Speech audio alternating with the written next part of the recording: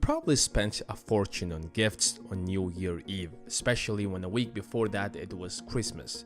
How do I know that? Well, Americans on average spend $1,000 on gifts, goodies, and travel. That might not look like a fortune, but when you look at the other data that says that 60% of Americans can't cover an unexpected $1,000 bill, it gets sad because emergencies happen and they're full of surprises. It might be unexpected doctor visit, your car breaks down, or something else that could prevent you from leading your normal life. There is nothing wrong about buying gifts and having fun, but when our holiday spendings keep going up year after year while we stop saving and getting into debt more and more, it starts getting scary. So here in this video, we're going to take a look at where exactly your money should go once you get paid. What steps should you take once you receive that paycheck so that when you're faced with that unexpected $1,000 bill again, you don't have to get into debt, because you've been planning your cash flow pretty well. The first thing you should be doing is to have a list of your necessities. What are the things you literally can't live without? Your house, groceries, transport. Whether you like it or not, you have to pay your bills every month, otherwise you will end up in the streets. But here's the problem. A lot of people can't differentiate between their needs and wants. Your Starbucks coffee might be important, but it's definitely not a need, but rather a want. The reason why this is important is that a lot of people complain that their income is not enough. That's why they're living paycheck to paycheck. I'm not gonna argue against that. You're probably underpaid, maybe not, but that doesn't mean you can't manage your cash a bit more effectively at least. Especially if you want to get out of this desperate financial position, you definitely need to be a bit more responsible with your paycheck.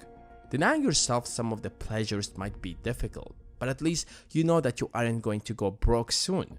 You don't have to spend every penny in your pocket to make it till the next of the month. Once you're done with that, you should start building your emergency fund. A lot of people would say that you should have at least $1,000 or maybe even a few $1,000s in case if things go south. And they have a point, that makes sense. But I don't really like complicating things. Your emergency fund should be your savings fund as well. Before you throw your comments, let me explain why. Here is how it's supposed to work. Once you're done with the first step, you should have a clear idea of how much exactly you need to live decently a month. Take that amount and multiply it by 6. That's your number. That's how much your emergency fund should have at any point. Of course, you can't build that fund in a month or two. It might take you an entire year to do that, if not longer. There isn't an exact percentage of your income you should allocate to that, because it will highly depend on your income. If you're hardly making enough money till the end of the month, you might consider a small percentage. If you're making much more than you possibly need, then you probably will build your emergency fund much faster. Maybe you should not be having an emergency fund at all because you're hardly making ends meet. What's the point of saving money when you barely pay your rent? In this case, you should forget about this fund and focus on increasing your income first. It might not be easy, but there are plenty of ways to do that. When you have multiple accounts to save money, it starts consuming a lot of time, which means you probably won't stick to it. You will do it once or maybe twice and then you're going to forget about it. That's why I do my best to simplify everything as much as possible. And secondly, there is no point in saving a lot of money. You gotta do something with that money to keep it growing. But let's not get ahead of us, we'll talk about that in a moment. Now, let's move to my favorite part, entertainment. This is the part where you initially plan to spend the least amount of money, but then your entertainment spendings exceed your rent bill. Come on, let's be honest about it. How many times did it happen? Probably every single time. No matter how disciplined you think you are going to be, most of you won't be able to spend the entire month without spending on entertainment. It's just part of our life. Hanging out with friends, going to a bar at night, or going for a movie with your homies is just part of modern life. Just a little advice, never ever go into debt for entertainment. No matter how badly you want that, borrowing money to have fun is the dumbest financial decision you will ever make. You can somehow justify your student debt, mortgage, rent, or any other necessity, but not entertainment. So for God's sake, do not disappoint me. Let's try to be a little bit more specific. What do we mean with entertainment? I consider entertainment everything else that's not considered as a necessity. That Starbucks coffee, casual eating out with friends, that new hoodie you bought but you don't really need. Of course, you can't break down your spending habits into little small parts and micromanage it. From my experience, micromanagement doesn't really help unless you're a real nerd. After a few days or maybe even a week, you will just dump your plan and start spending randomly. So do not underestimate your entertainment spendings and set a realistic amount.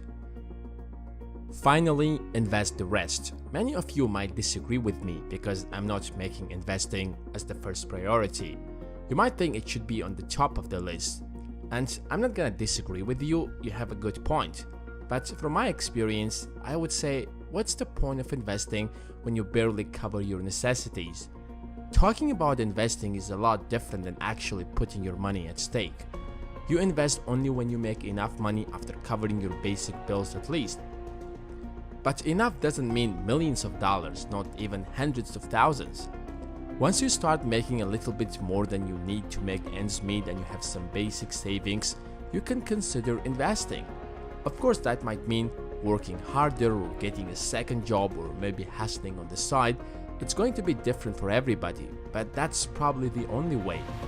What I would say is focus on building the emergency fund first, because when you invest your money, it's not always easy to quickly liquidate it in case if things go south. Of course, it depends on the nature of your investment, but you don't want to pull out at the wrong time and make a loss when you were intending to grow your money in the first place. Isn't that the purpose of investing? However, I would always say redefine your why before you even spend a single penny out of your paycheck. The payday should be the day when you shouldn't be bothering yourself with all of this nonsense. But if you do not revisit your purpose of saving money or leaving some cash on side to invest, you're going to procrastinate and eventually would do it when it's too late already. It's easy to blow your money up at the beginning of the month once you're paid, since you've been waiting for this moment for weeks already. It's supposed to be the first thing you should be doing when you're paid, because it's really difficult to put aside some of your cash when you don't have a clear why in your mind. However, investing isn't like throw your money here and there and boom, your money is growing like a tree. It's a bit more complicated than that. Let's take an example of the stock market. From outside, it looks like a world filled with complicated charts, but each of these charts represents something. I would love to talk about that, but this video has to unfortunately end here.